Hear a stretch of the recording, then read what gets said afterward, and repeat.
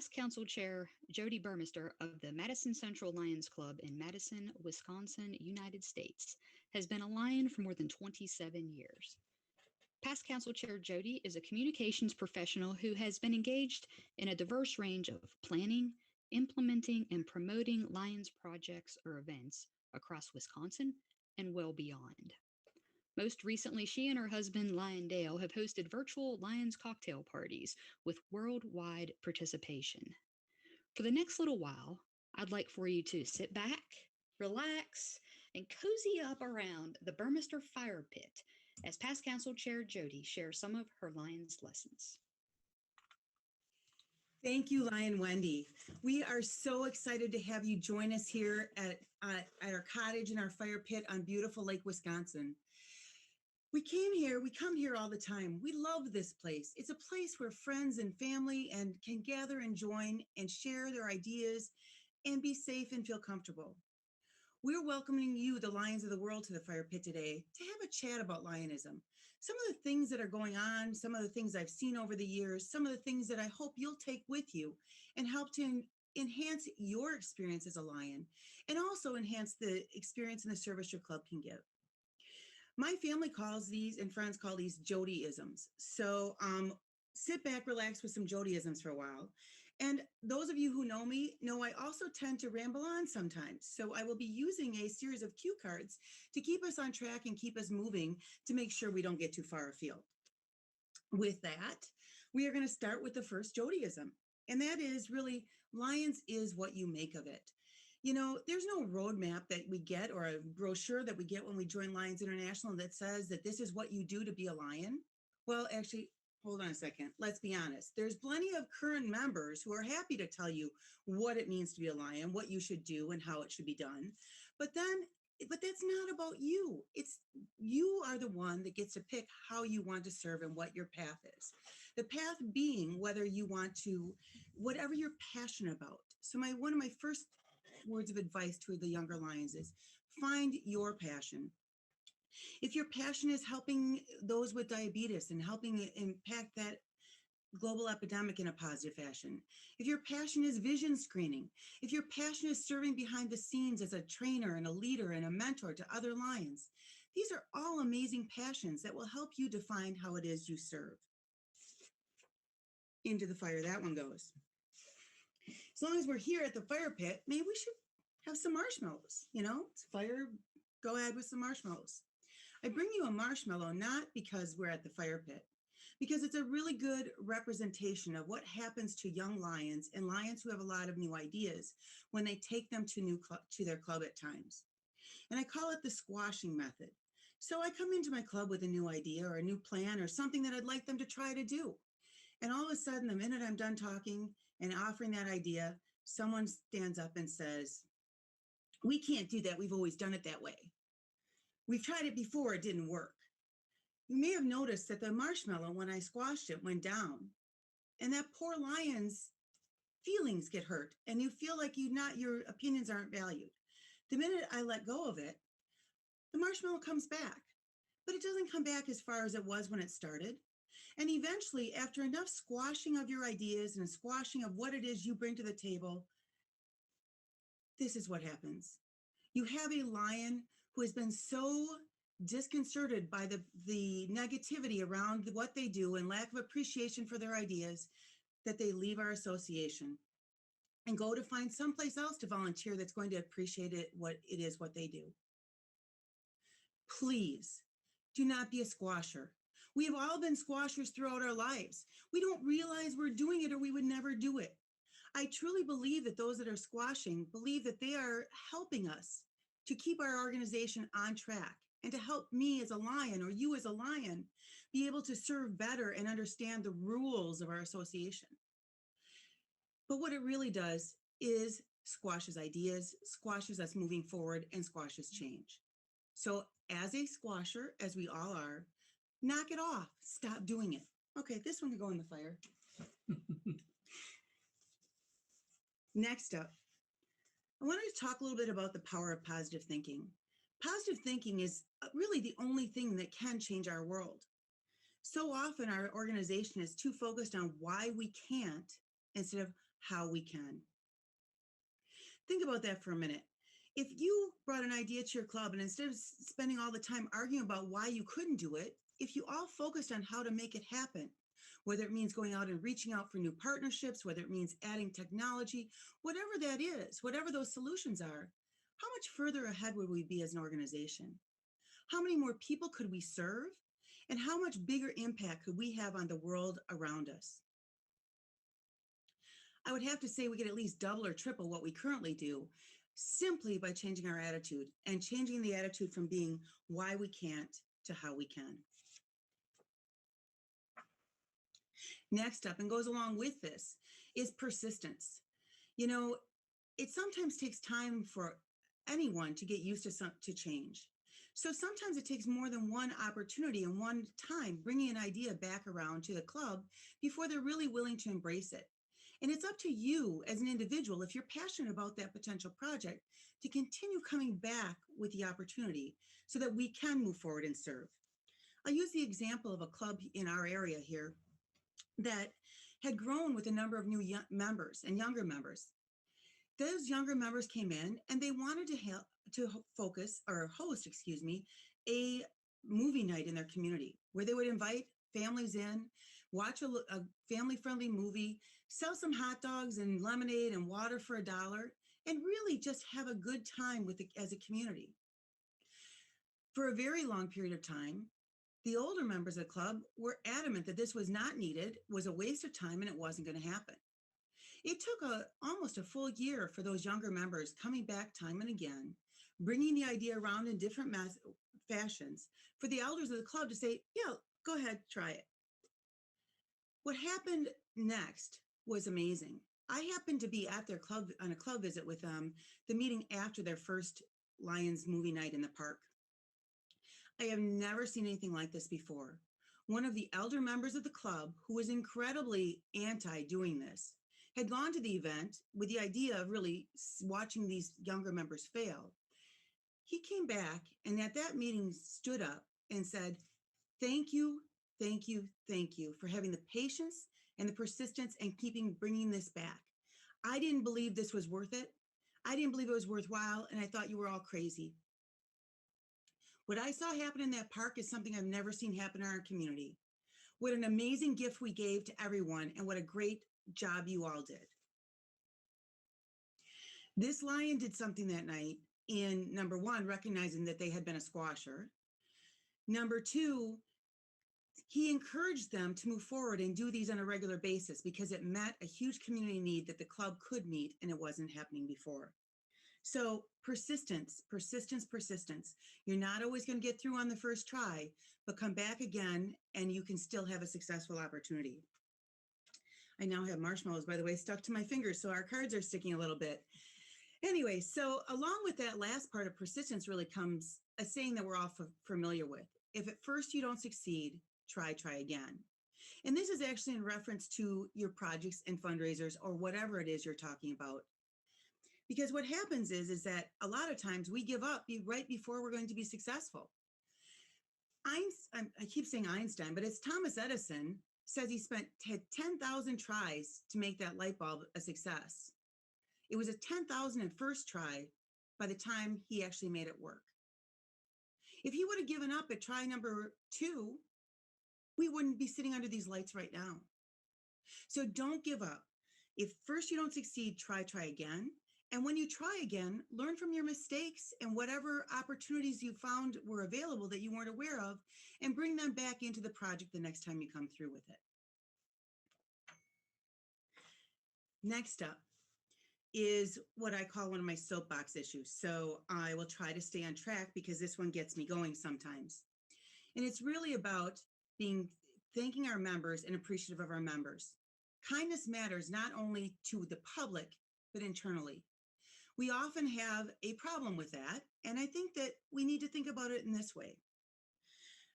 A couple of months back, before we were in quarantine, our family went out to dinner, and we're sitting there having dinner, and the waiter comes and fills our water like they do, and you say, thank you for filling my glass, and you go about your conversation. The next day, I was at a club visit, And I was sitting there, and this club was incredibly active. It's done amazing things, and they were reporting out on a really busy month that they'd had. And I was taken aback by the fact that as they're talking about and celebrating the amazing things that they'd done in the last month, there was no recognition of the people who had been doing it and who actually made it happen. And it struck me that it's very odd that we are more likely to thank a waiter or waitress for filling our glass of water at a dinner at a restaurant than we are to thank our fellow members for the amazing service that they give. Think about that. How many missed opportunities have you had to thank someone for what they do? And I'm not talking about the big, amazing recognitions and awards we have, which are fantastic. I'm talking about the simple thank you when you see someone doing something great on the spot, and then again in follow through at a later date in front of the whole club. People don't join our organization for the accolades, right? But they do expect to be appreciated and recognized for what they do. And to do that doesn't take anything. It doesn't cost anything. It is a simple thank you. Enough on that, because I could go on for days. Let's talk a little bit about our clubs. Every club has its own personality and own service projects and fundraisers that they do. And that personality is really driven by the membership, because our clubs meet the needs of our members and our communities locally. So the first club you join might not be the right club for you. So let me expand on that just a little bit. First of all, recognizing that some of us live in smaller towns and smaller communities, and there's really only one choice of someplace, a club you can join. But thanks to virtual clubs and cyber clubs, there's now other opportunities for us to serve beyond our own local borders. You can go out if you're passionate and have a passion for diabetes and find a diabetes cyber club that allows you to work with like-minded people from around the globe and then serve locally at your local level. There's other opportunities for service beyond the club level, and that's called the district cabinet and also your multiple district committees. What happens is we're always looking for Lions who are passionate about a specific area to step up and share that passion and train other clubs on how to do the projects that follow along that passion area. For example, children's vision screening. If you're passionate about children's vision screening and your club doesn't have one of the screener units or a camera, you can go to and doesn't want to take on that role, you can work on the district cabinet level on children's vision screening and train other clubs and help them get access to that resource. So there's opportunities to train there. The other piece I would mention is there are a lot of new clubs popping up every day that are really focused on younger members. And I'm not talking about how gray your hair is. I'm talking about a younger attitude. So looking for those clubs and doing the research by checking them out on Facebook or their website or wherever you can find information about them is really key to helping you find the right club to meet your needs. So next up, there is no need to reinvent the wheel. We are part of the world's largest service organization. There is some club somewhere that is already doing a project or a fundraiser similar to what it is you're looking to do. There's also projects and fundraisers out there that you can't even imagine that can inspire you to add new projects and fundraisers to your own repertoire of projects and fundraisers. All you need to do is a little research. We have the Lion magazine, you have multiple district publications, you have district publications. We have the whole world of social media where people are sharing what they do each and every day. It's an incredible opportunity for us to tap into this global network to improve the service that we give to both our members and our communities by taking advantage of this and not trying to reinvent the wheel. If, for example, you want to start a new project and you're starting from scratch, instead of spending all that time trying to start from scratch, you can take a cookbook or an example from someone else and just tweak it. So please reach out. I know that a number of years back here in Wisconsin, we started the Stuff the Bus program. I learned about that on a LinkedIn group of Lions that were talking about different service projects. the Global Lions Forum, and all kinds of other groups are out there with lions, talking to lions and sharing lions information. So take advantage of that and participate, and don't reinvent the wheel. Next up, I have something on projects and fundraisers. Our projects and fundraisers, a lot of them have been around for a very long time. And they were designed to meet the needs of the organization and the community when they were created. They may or may not still be relevant to the Lions and the community of today. So take a look at your projects and fundraisers and see if they still are in alignment with what you should be doing. I'm going to give you an example that has driven me crazy from my own Lions Club. I joined my Lions Club 27 years ago. When I joined, one of the first projects on the docket was a fundraiser, and it was a fundraiser that sold fruitcakes. Yes, I said fruitcakes. I was 26 or 27 years old, and I was a new member, all excited to get involved, and they asked me to sell fruitcakes. Fruitcakes were something that my grandparents ate out of a box. I'm like, there's no way I can sell fruitcakes. How the heck are my friends going to think I'm even joined something valuable in this organization, and now I want to sell them a fruitcake? Are you kidding me? Well, fast forward now 27 years later, and I'll tell you that we sold fruitcakes up until just a couple years ago. And what I learned from that project is this: I didn't want to sell fruitcakes, but we had a lot of our members who wanted to sell fruitcakes. Great. We still have people asking us to buy fruitcakes even though we don't sell them. That's fine. But what we did do is, when we stopped selling fruitcakes, and just before that, we started a new project, a new fundraiser called Drinks with Santa. I love Drinks with Santa. Drinks with Santa took a while to push through, by the way, because our older members thought we were talking about bringing their grandchildren in to have cocktails with Santa Claus. But once they realized we were trying to attract 30-somethings and the younger generation to come in for a holiday trivia night and to take selfies with Santa, once they got that, now they could still sell their fruitcakes, and I could still be involved in the Drinks with Santa program. It's about looking at your members' needs, making sure that you are meeting the needs of every member, not just the older, longer serving members, not just the newer members, and looking at what your community needs. If your community needs a skate park and you're providing a bench, obviously not those awesome Trex benches that Nick was just talking about, but if your community needs a skate park and you're providing benches, are you really doing a service to your community? So making sure your projects and fundraisers meet your member needs, all your member needs, and your community needs is really key to the visibility and the viability of every Lions Club on the planet. And I'm going to close with this. There's a quote by a gentleman of the name of William H. Johnson, and it's this: if it's to be, it's up to me. What Johnson was saying is that we can't sit back and wait for someone else to do this for us. If this organization is going to change for the future and make it more viable for members of all ages and to serve into our next century of service, it's not going to happen if you aren't the one to do it. Start locally. Start at your local level with your passion project. What would have happened? None of us would be here today if Melvin Jones wouldn't have been sitting in a meeting in 1916 of a bunch of business leaders going, God, something else we could be doing here, guys. We could be helping the world and using our resources to make it better.